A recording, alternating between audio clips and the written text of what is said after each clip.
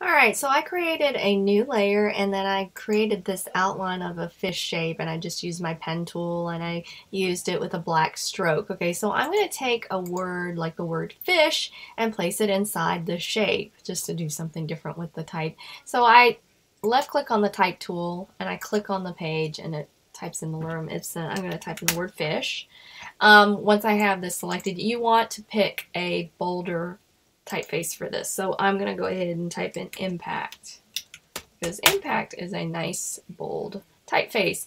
And then I'm going to pick something a little bit larger like 36, maybe even a little bit larger. 48 is good.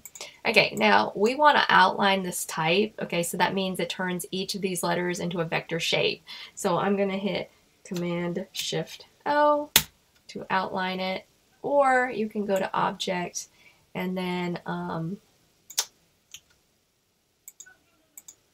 okay, or if you can't find it, because I always find that sometimes it's difficult, I'll select the type, right click, and then I can create outlines from that, and then it'll outline the type as well. Okay, so this fish shape has to be on the top. So I'm going to right click, and then I'm going to arrange, and I'm going to bring it to the front, and then I'm going to go ahead and select the outline type fish.